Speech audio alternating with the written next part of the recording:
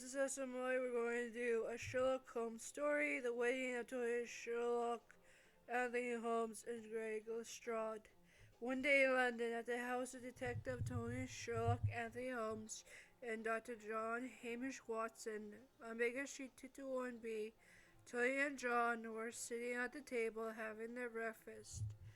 Before the wedding of Detective Tony Sherlock, Anthony Holmes, and Detective Inspector Greg Lestrade, to be married to each other as husbands. Detective Tony Sherlock Anthony Holmes was getting worried of him being married. His marrying Detective Inspector Greg Lestrade for the first time after Greg Lestrade had proposed to him in front of a crime scene when they were dealing with a dead body in a case that was to be solved, but Greg had to go on one knee and propose to Tony Sherlock Anthony Holmes in front of everyone in the whole crime scene that Tony Sherlock Anthony Holmes had to say yes to Greg and Lestrade so they could get back to what they would need to do for the first place of working on the crime of this case, and then to the plans for the wedding of their lives. Tony and Sherlock Anthony Holmes finished his breakfast and walked to the room that had his clothes in. He opened the door, pulled out his tuxedo, and put it on the chair. Put it on the chair in the room. He pulled off his nightshirt and put it on the closet. He took off the night pants and put them in the closet. He grabbed the tuxedo and put on the button-up shirt. Started buttoning up the shirt. He then put on the white pants. Then he put on the white tuxedo jacket, put the black tie on his neck, and walked back to the flat, sat in the chair, and waited for the best man to be done getting ready for them to head to the church, and so Tony could get married to Greg, so they could now become husbands. Tony and Sherlock Anthony Holmes saw Dr. Watson in his tuxedo that Detective Tony Sherlock Anthony Holmes had the flower in his hand and put the flower on John, and John put the flower on Tony, so they could go to the wedding of Tony's life with Greg as being together forever.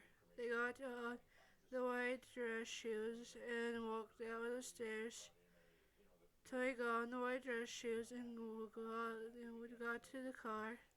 Went into the car and was waiting for John, who was taking a long time getting the black dress shoes on for the wedding. So he walked down the stairs, got into the car with Tony, and was shaking his head, knowing that he would be late for his own wedding. That John did not hurry up and get the shoes on first, then the flower. The driver started his destination to the church that the wedding is being hosted, so that Greg gets to have a church at a church that Tony never helped, and got to know the priest there that he would always talk to if he had something on his mind that he had to get out of his head by talking to a priest or someone that would listen to him, give him feedback on